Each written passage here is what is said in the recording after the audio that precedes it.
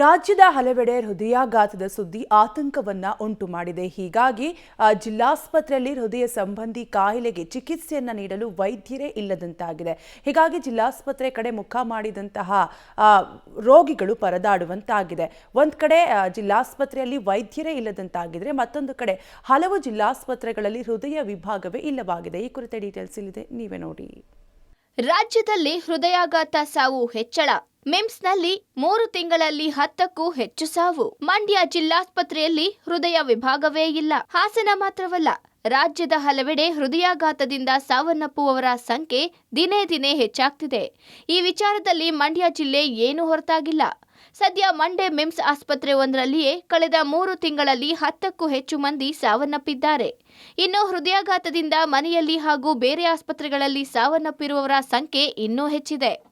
ಇಲ್ಲಿ ಡೆತ್ ಆಗಿರೋದು ಏಪ್ರಿಲಲ್ಲಿ 2, ಮೇಯಲ್ಲಿ 3 ಮತ್ತು ಜೂನಲ್ಲಿ 5 ಈ ಥರ ಆಗಿರೋದು. ಜೂನಲ್ಲಿ 5 ಆಗಿರೋದು ಎಲ್ಲ ವಯಸ್ಸು 65, 80, 49 ಇಯರ್ಸ್ ಎಲ್ಲ ಮೇಲ್ಸೆ. ಇನ್ನು ಏಪ್ರಿಲ್ ಆಗಿರೋದು 2 ಡೆತ್ತು. ಒಂದು ಮೇಲು 63 ವರ್ಷ, ಇನ್ನೊಂದು ಫಿಮೇಲ್ 28. ಇನ್ನು ಮೇದಲ್ಲಿ 3 ಆಗಿದ್ದಾವೆ, 2 ಮೇಲು, ಅವರು ವಯಸ್ಸಾದರೆ 58, 75 ಮತ್ತು ಫಿಮೇಲು 65. ಮೊದಲೆಲ್ಲ ಮಿಮ್ಸ್ ಆಸ್ಪತ್ರೆಗೆ ಎದೆನೋವು ಅಂತ ಕಡಿಮೆ ಸಂಖ್ಯೆಯಲ್ಲಿ ಜನ ಬರ್ತಿದ್ರು. ಆದ್ರೀಗ ಗಣನೀಯ ಸಂಖ್ಯೆಯಲ್ಲಿ ಏರಿಕೆಯಾಗಿದೆ. ಪ್ರಸ್ತುತ ದಿನಗಳಲ್ಲಿ ಹೃದಯ ಸಂಬಂಧಿ ಕಾಯಿಲೆಗಳು ಹೆಚ್ಚಾಗುತ್ತಿವೆ. ಆದರೆ ಮಂಡ್ಯದ ಮಿಮ್ಸ್ ಆಸ್ಪತ್ರೆಯಲ್ಲಿ ಹೃದಯದ ವಿಭಾಗವೇ ಇಲ್ಲ. ಹೀಗಾಗಿ ಹೃದಯ ಸಂಬಂಧಿ ವೈದ್ಯರು ಕೂಡ ಇಲ್ಲ. ಎದೆನೋವು ಎಂದು ಮಿಮ್ಸ್ಗೆ ಹೋದ್ರೆ ಕೇವಲ ಇಸಿಜಿ, ಎಕೋ, ಸಿಪಿಕೆಎಂಬಿ ಪರೀಕ್ಷೆಯಷ್ಟೇ ಮಾಡ್ತಾರೆ. ಹೆಚ್ಚಿನ ಚಿಕಿತ್ಸೆ ಬೇಕು ಅಂದ್ರೆ ಮೈಸೂರು ಅಥವಾ ಬೆಂಗಳೂರು ಆಸ್ಪತ್ರೆಗೆ ರೆಫರ್ ಮಾಡ್ತಾರೆ. ಇಲ್ಲಿ ಕಾರ್ಡಿಯಾಲಜಿಸ್ಟ್ ಇಲ್ಲ. ಸೊ ಪ್ರೈಮರಿ ಟ್ರೀಟ್ಮೆಂಟ್ ಕೊಡ್ತೀವಿ, ನಾವು ಇನ್ವೆಸ್ಟಿಗೇಷನ್ ಮಾಡ್ತೀವಿ. ಅದರಲ್ಲಿ ಏನಾದರೂ ತುಂಬ ಬೇಕೇ ಬೇಕು ಅಂದಾಗ, ಈಗ ಹಾರ್ಟ್ ಅಟ್ಯಾಕ್ ಆಗಿ ಮೈಲ್ಡ್ ಇದ್ದರೆ ಇಲ್ಲೇ ಟ್ರೀಟ್ಮೆಂಟ್ ಮಾಡ್ತೀವಿ. ಸೊ ಮಾಡರೇಟ್ ಟು ಸಿವಿಯರ್ ಅಂತ ಅಲ್ಲಿ ಇಸಿಜಿ ಪ್ರಕಾರ ನೋಡಿಬಿಟ್ಟು ಇದರ ಅವಶ್ಯಕತೆ ಇದ್ದರೆ ನಾವು ಜಯದೇವಕ್ಕೆ ಕಳಿಸ್ತೀವಿ. ಬಟ್ ಯೂಶಲಿ ನಾವು ಜಯದೇವಕ್ಕೆ ಕಳಿಸೋದು. ಏನು ಜಯದೇವ, ಮೈಸೂರು ಜಯದೇವ ಇದೆಲ್ಲ ಹತ್ತಿರ ಇರೋದ್ರಿಂದ ನಮಗೆ ಅಷ್ಟು ಸಮಸ್ಯೆ ಆಗಲ್ಲ. ಮೊದಲಿಂದ ಇಲ್ಲಿ ಕಾಲೇಜ್ ಪೋಸ್ಟು ಇಲ್ಲ.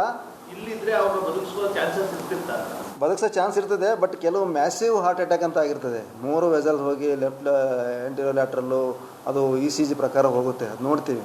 ಹೇಳೋಕ್ಕಾಗಲ್ಲ. ಕೆಲವು ಟೈಮ್ ಸಿವಿಯರ್ ಆದಾಗ ಏನು ಮಾಡೋದು, ನಮ್ಮ ಪ್ರಯತ್ನ ನಾವು ಮಾಡೋದು ಅಷ್ಟೇ.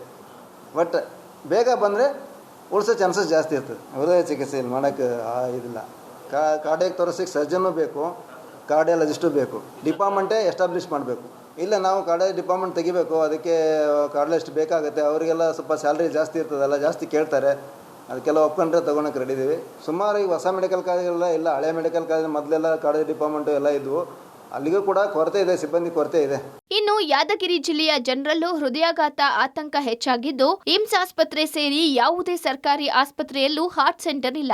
ಹೃದಯ ಸಂಬಂಧಿ ಚಿಕಿತ್ಸೆಗೆ ರಾಯಚೂರು, ಕಲಬುರಗಿಯತ್ತ ರೋಗಿಗಳು ಹೋಗ್ತಿದ್ದಾರೆ. ಗೋಲ್ಡನ್ ಅವರ್ನಲ್ಲಿ ಚಿಕಿತ್ಸೆ ಸಿಗದೆ ಜನ ಪರದಾಡುವಂತಾಗಿದೆ. ಹೃದಯ ರೋಗ ತಜ್ಞರಿಲ್ಲದೆ ಆರೋಗ್ಯ ಇಲಾಖೆ ಸ್ಟೆಮಿ ಪ್ರೋಗ್ರಾಂ ಮಾಡ್ತಿದೆ. ಜಯದೇವ ಆಸ್ಪತ್ರೆಯೊಂದಿಗೆ ಆನ್ಲೈನ್ ಕನೆಕ್ಟಿವ್ ಇರುವ ಸ್ವೆಮಿ ಪ್ರೋಗ್ರಾಂ ಮಾಡ್ತಿದೆ.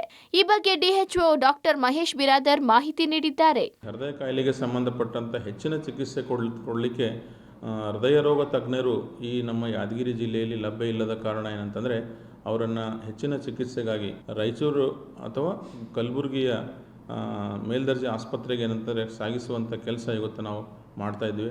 ನಮ್ಮ ಆರೋಗ್ಯ ಇಲಾಖೆಯಲ್ಲಿ ಈಗಾಗಲೇ ಒಂದು ಕಾರ್ಯಕ್ರಮ ಪ್ರಾರಂಭ ಆಗಿದೆ, ಸ್ಟೆಮ್ಮಿ ಅಂತೇಳಿ. ಆಸ್ಪತ್ರೆ ಬೆಂಗಳೂರು ವೈದ್ಯ ಆಸ್ಪತ್ರೆಯೊಂದಿಗೆ ನೇರವಾಗಿ ಕನೆಕ್ಷನ್ ಇದೆ. ಯಾವುದೇ ರೋಗಿ ಎದೆ ನೋವಿನಿಂದ ಎಂಥ ರೋಗಿಗಳು ಏನಾದರೂ ಬಂದಿದ್ದ ತಕ್ಷಣ ಅವ್ರಿಗೆ ನಾವು ಇಸಿಜಿ ಮಾಡ್ತೀವಿ. ಆ ಇಸಿಜಿಲಿಂದ ಏನಾಗ್ತದೆ, ನೇರವಾಗಿ ಅಲ್ಲಿಂದ ವರದಿ ಬಂದುಬಿಡ್ತದೆ. ಇಂಥ ರೋಗಿಗೆ ಇಂತಿಂಥ ಸಮಸ್ಯೆ ಇದೆ, ಈ ರೋಗಿಗೆ ಇಂತಿಂಥ ಸಮಸ್ಯೆ ಇದೆ, ಈ ಇಂತಿಂಥ ಚಿಕಿತ್ಸೆಯನ್ನು ಕೊಟ್ಟು ಕಳಿಸ್ಕೊಡಿ ಅಂತೇಳಿ ಹೇಳ್ತಾರೆ ಅವರೇ. ನಾವೇನಂತಂದರೆ ಒಂದು ಹಂತಕ್ಕೆ ಹೃದಯಕ್ಕೆ ಸಂಬಂಧಪಟ್ಟ ಕಾಯಿಲೆಗಳನ್ನು ಪತ್ತೆ ಹಚ್ಚಿ ಅದಕ್ಕೆ ಒಂದು ಪ್ರಾಥಮಿಕ ಚಿಕಿತ್ಸೆಯನ್ನು ಕೊಡಲಿಕ್ಕೆ ಸಾಧ್ಯ ಆಗ್ತದೆ. ಒಟ್ಟಾರೆ ಹೃದಯಾಘಾತವಾದ ವ್ಯಕ್ತಿಗೆ 1.5 ಗಂಟೆಯ ಅವಧಿಯ ಒಳಗೆ ಚಿಕಿತ್ಸೆ ನೀಡಿದ್ರೆ ಆ ವ್ಯಕ್ತಿಯನ್ನು ಬದುಕಿಸುವ ಅವಕಾಶ ಇರುತ್ತೆ. ಆದರೆ ಮಂಡ್ಯ, ಯಾದಗಿರಿ ಜಿಲ್ಲೆಗಳಲ್ಲಿ ಹೃದಯ ಸಂಬಂಧಿ ಕಾಯಿಲೆಗೆ ವೈದ್ಯರೇ ಇಲ್ಲ ಎಂದ್ರೆ ದುರಾದೃಷ್ಟದ ಸಂಗತಿ. ಈಗಲಾದರೂ ಸರ್ಕಾರ ಎಚ್ಚೆತ್ತುಕೊಳ್ಳುತ್ತಾ ಕಾದ್ ನೋಡಬೇಕಿದೆ. ರೋಹಿತ್ ಜೊತೆ ಪ್ರವೀಣ್ ರೆಡ್ಡಿ, ಪಬ್ಲಿಕ್ ಟಿವಿ.